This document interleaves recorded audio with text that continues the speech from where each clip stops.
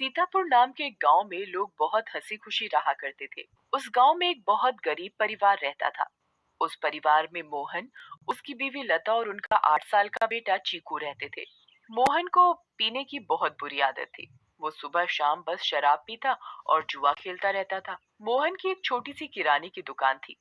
मोहन कभी भी उस दुकान को ठीक तरीके से नहीं चलाता था और जितना भी थोड़ा बहुत उस दुकान से कमाता था वो सारी कमाई शराब पीने और जुआ खेलने में उड़ा देता था।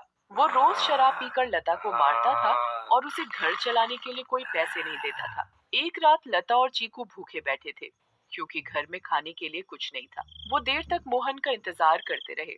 अचानक दरवाजे पर खटखटाने की आवाज आती है। माँ, लगता है पापा आ गए। वो जरूर हमारे लिए कुछ खाने को लाए होंगे। हाँ बेटा, अब हम सब मिलकर पेट भरकर खाना खाएंगे।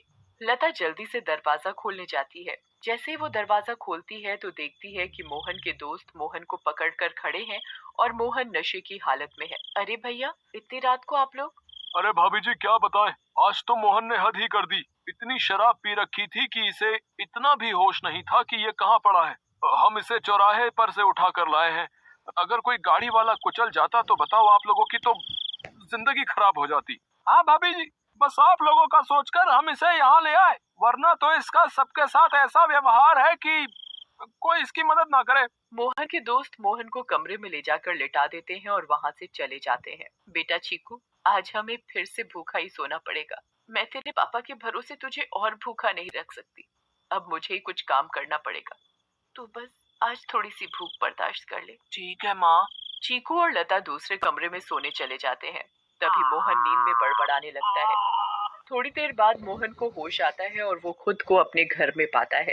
अरे ओ लता, कहाँ मर गई? मुझे बहुत तेज भूख लगी है, चल जल्दी से मेरे लिए खाना लेकर आ। लता बहुत गहरी नींद में सोई हुई होती है और उसे मोहन की आवाज सुनाई नहीं देती। मोहन 4-5 बार आवाज देता है पर लता नहीं उठती। मोहन गुस्से से लाल हो जाता है और कमरे में रखे एक मोटे से डंडे को उठाता है और दूसरे कमरे में जाता है जहां लता और चीकू सो रहे होते हैं। वो डंडे से लता को बुरी तरह पीटने लगता है। लता अचानक नींद से उठ खड़ी होती है। बचाओ, बचाओ, मुझे मत मारो। मैंने क्या किया? मेरी क्या गलती है जो आप मुझे ऐसे बुरी तरह मार रहे हो? मैं आधे घंटे से आवाज दे रहा हूँ कि मुझे खाना दे दे, और तू यहाँ घोड़े बेचकर सो रही है, हैं? ऊपर से मेरे साथ जुबान लड़ा रही है। मोहन लता को बहुत मारता है। आवाज सुनकर चीकू भी नींद से उठ जाता है। वो अपनी माँ को बचाने की बहुत कोशिश करता है पर मोहन किसी की नहीं सुनता और लता को बहुत मारता है। अगली सुबह जब लता उठती है तो उसे बाहर कुछ शोर सुनाई देता है। वो बाहर जाकर देखती है तो लोगों की भीड़ लगी होती है।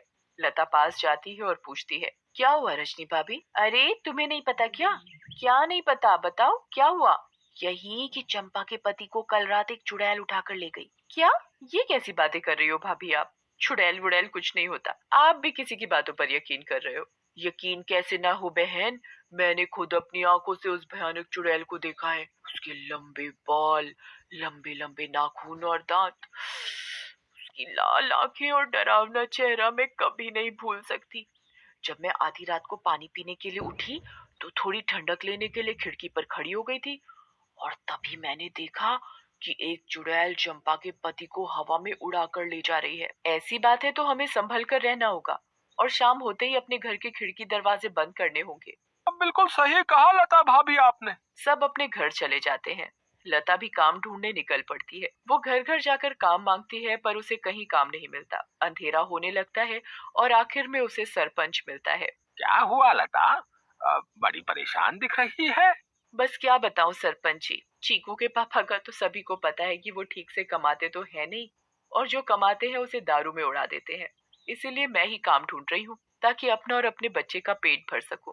ऐसी बात है तो मेरे पास एक काम है। मेरी माँ बहुत बड़ी हो गई है और बिल्कुल चल फिर नहीं सकती। मैं उनकी देखभाल के लिए किसी को देख रहा था। पर अगर तुम चाहो तो तुम ये काम कर सकती हो। मैं तुम्हें महीने के 2,000 रुपए दूंगा। आपका बहुत बहुत धन्यवाद। अ, बस एक दिक्कत है कि तुम्हें देर रात तक रुकना होगा, जब तक कि वो सो नहीं जाती। मुझे मंजूर है सरपंच जी। ये लो फिर 500 रुपए, और कल से आ जाना। लता खुशी खुशी घर जाती है और ये बात चीकू को बताती है। दोनों बहुत खुश हो जाते हैं। तभी वहाँ मोहन आ जाता है। क्या बात है? किस बात की इतनी खुशी मनाई जा रही है? मुझे उनकी बड़ी माँ का ध्यान रखना होगा, जिसके बदले वो मुझे पूरे 2,000 रुपए देंगे। तू कहीं भी जाकर मर, मुझे कोई फर्क नहीं पड़ता। बस मुझे दारू पीने के लिए पैसे मिलने चाहिए।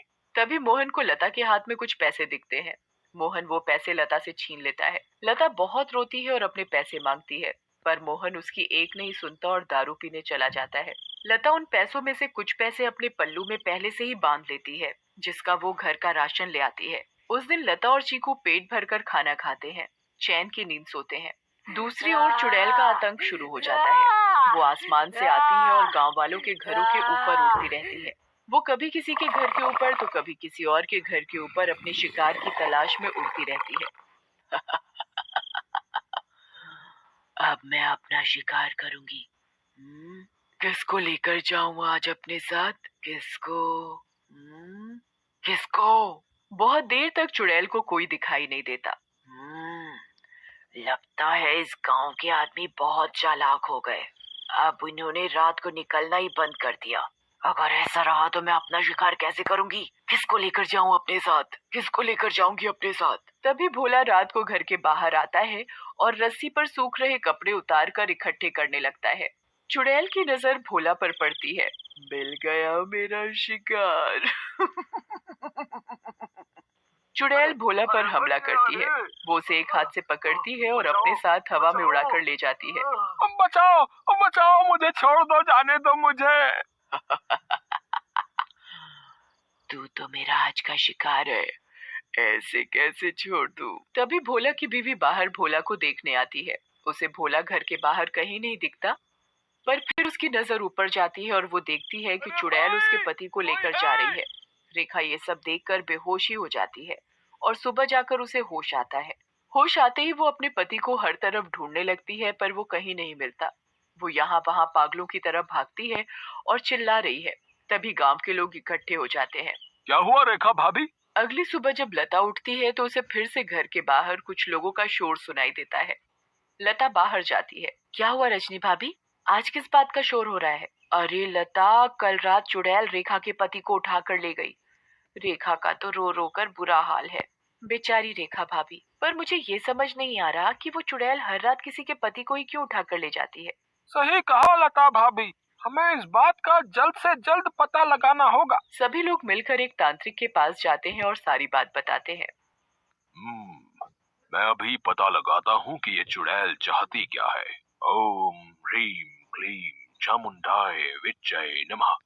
ओम ह्रीम क्लीम चामुंडाय विच्चय नमः। तांत्रिक ध्यान लगाता है और उसे वो चुड़ैल दिखाई देती है।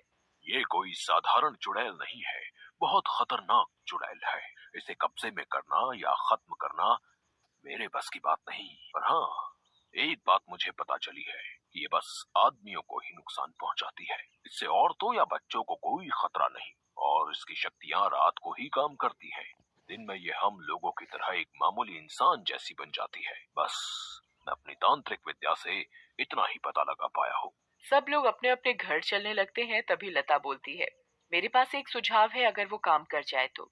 वैसे आप लोग मेरी बात सुनकर हंसेंगे, पर इसके अलावा कोई और तरीका नहीं दिख रहा इस चुड़ैल से बचने का। भाभी आप बताओ तो सही। पता चला अगला नंबर मेरा ही है।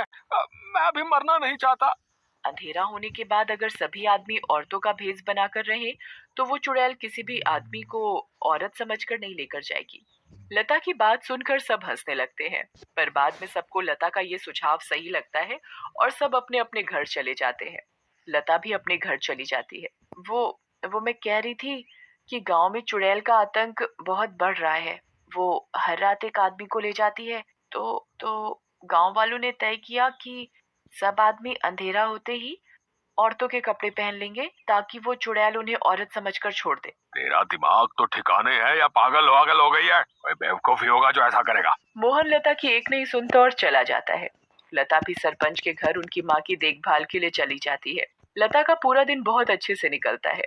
फिर रात हो जाती है और लता अपने घर के लिए निकल पड़ती है। दूसरी ओर गांव के सभी आदमी अंधेरा होते ही औरतों का भेष बना लेते हैं। लता जब अपने घर वापस जा रही होती है तो उसे आसमान से चुड़ैल आती दिखती है। लता बहुत डर जाती है और पेड़ के पीछे छुप जाती है। तभी वहाँ से मोहन गुजर रहा होता है। हे भगवान, अब मैं क्या करूं? अब तो ये चुड़ैल इनको ले जाएगी। मैं इनको कैसे बचाऊं? मिल गया मुझे मेरा शिकार। चुड़ैल उड़कर मोहन को पकड़ लेती है। बचाओ बचाओ, कोई मुझे इस चुड़ैल से बचाओ। चुड़ैल मोहन को लेकर हवा में उड़ने लगती है। तभी लता दौड़कर आती है और चुड़ैल का पैर पकड़ लेती है। चुड़ैल लता को देखकर वापस जमीन पर उतर जाती है। ए पागल औरत, छोड़ मेरा पैर और ले जाने दे मुझे इस आदमी को। ये मेरा शिकार है। नहीं, मैं तुझे नहीं छोड़ूंगी। मैं तुझे अपने पति को नहीं ले जाने दूंगी, चाहे इसके बदले मुझे अपनी जान ही क्यों ना देनी पड़े। चुड़ैल बहुत कोशिश करती है पर लता उस चुड़ैल के पैर को नहीं छोड़ती। छोड़ मेरा पैर, मेरी पायल टूट जाएगी। दूर रह मेरी पायल से। मेरी पायल मेरी जान है। इस चुड़ैल को आखिर इतना क्यों प्यार है इस मामूली सी पायल से, और ये ऐसे क्यों बोल रही है? कहीं इस पायल में ही तो इसकी जान नहीं? मुझे इस पायल को तोड़ देना चाहिए। लता उस पायल को तोड़ देती है। चुड़ैल आग में जलने लगती है। ये तूने क्या किया? मेरी पायल में ही मेरी जान थी और तूने वही तोड़ दी। चुड़ैल उस आग में खत्म हो जाती है। अब मुझे माफ कर दो लता, मैंने हमेशा तुम्हें मारा पीटा और आज तुमने ही मेरी जान बचाई। उस दिन के बाद से मोहन बदल जाता है। वो अच्छे से काम करता है और अपने परिवार का ध्यान रखता है और कभी शराब नहीं पीता। गांव वालों को भी उस चुड़ैल से हमेशा के लिए छुटकारा मिल जाता है